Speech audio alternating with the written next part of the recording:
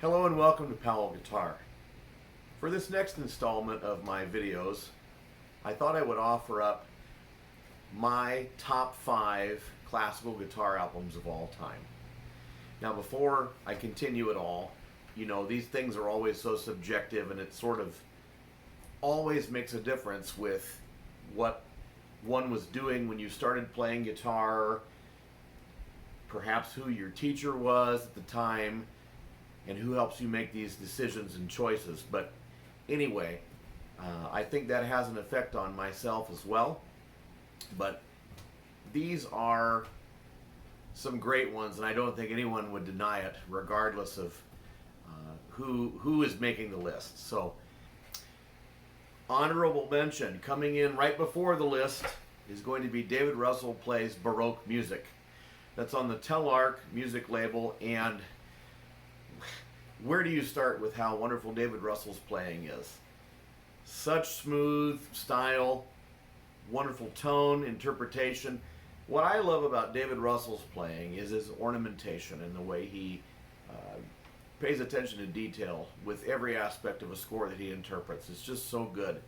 No Bach on this one, but we have Loeillet, Vivaldi, Handel, and Scarlatti sonatas. So just a treasure of Baroque music. And it's not Baroque favorites. These are ones that are sort of, you know, sort of some investigative work on the guitar. And I just love it. It's a great recording. So check it out.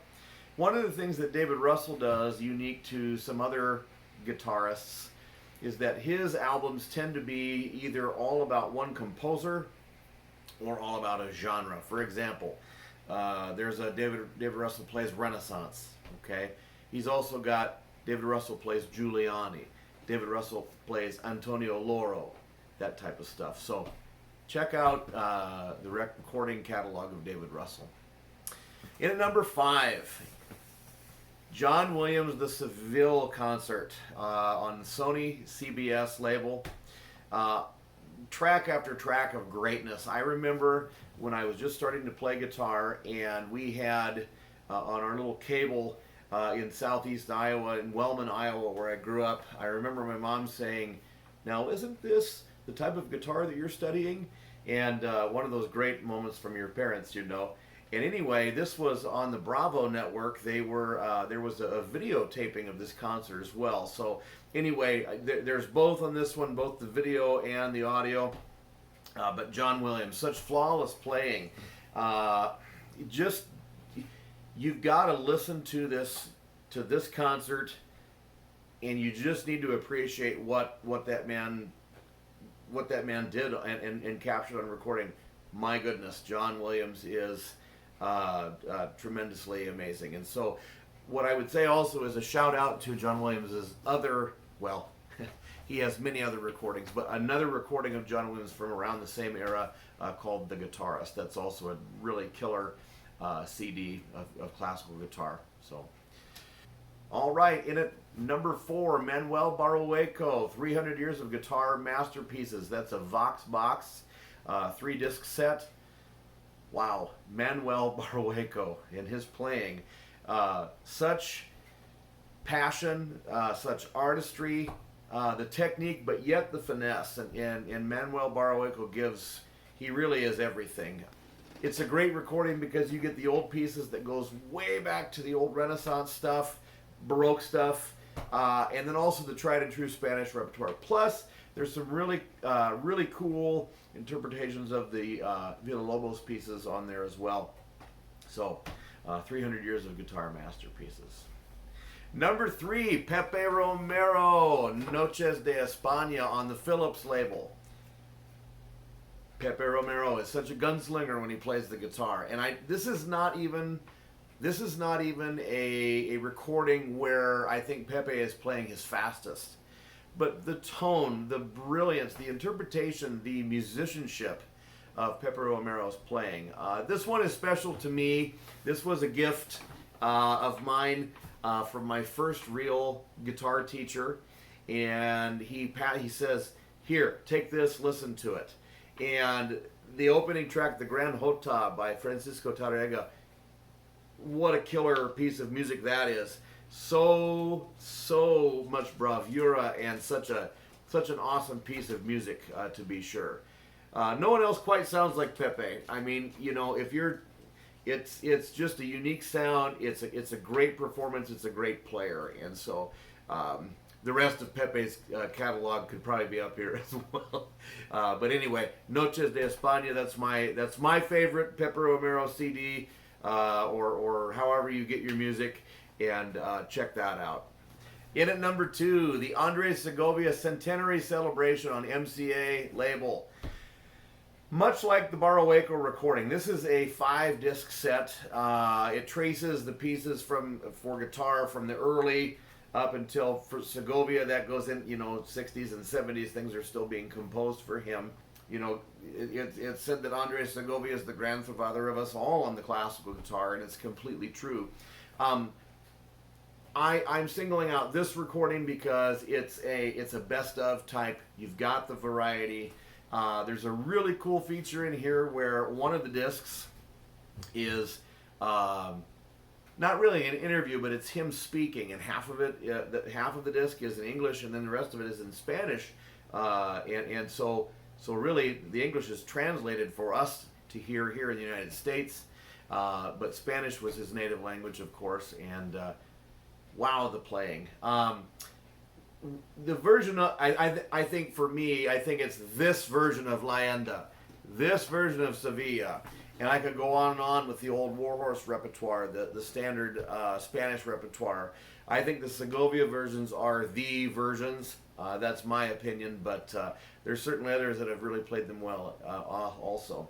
Now, I think probably the highlight of this recording, and what I will throw out a little honorable mention, a little aside here.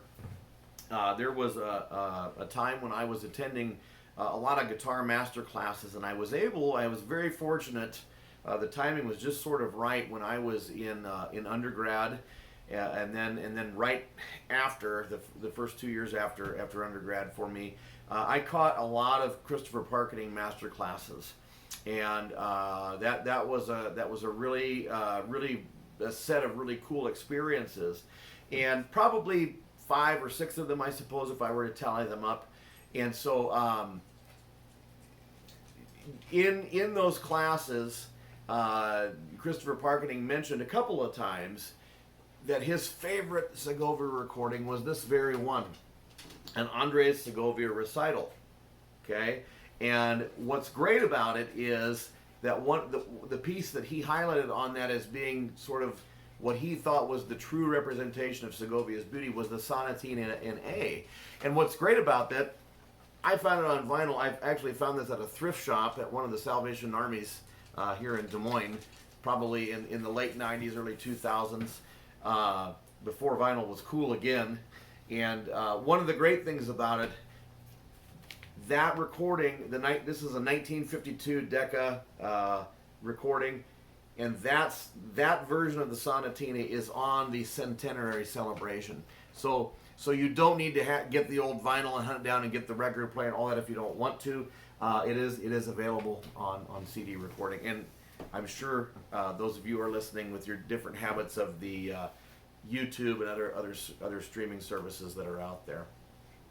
And coming in at number 1, the Artistry of Christopher Parkening on the EMI record label. Christopher Parkening is hands down my favorite classical guitar player. And really, it begins with his guitar playing, for me personally. The tone, the bravura, the dashing nature of his playing, and the decades. His recording career started in the 60s. He was a kid, 19 years old, and had all these record albums deals, and then retired. Quite a story. Retired at the age of 30, and then had a second career for many years, and got the recording contract back. Filling concert halls all over the nation. I'm just so impressed with the body of work, and the sound is where it begins. I think for me, the whole notion of Christopher Parkening as a musician is the fact that he has instilled in his students to strive for personal excellence rather than success. I think that's more important than anything. we could go on and on. I could make a series of videos about that, and maybe I will someday. We'll talk about that later. The variety of the composers on this CD are great. The repertoire choices. I mean, who else can cherry pick pieces like this, like he can? He can do that because he's Christopher Parkening. It's just so amazing. I absolutely love the Poulenc piece on here. There is just so many beautiful pieces to pick from. If you want to learn more about Christopher Parkening, I would suggest checking out his autobiography called Grace Like a River. There's more to this guy than just guitar playing. He's also a world champion fly fisherman as well. So there you have it. It's my top 5 classical guitar albums. I snuck a 6th one in there for good measure, and there's another LP in there. So really there are 7 that I have said are my favorite classical guitar albums. As I said in the beginning, listen, listen, listen. Make sure that you are listening to people play the classical guitar. Thanks for watching. Happy playing. Subscribe and ring that bell below for more information. We'll see you around.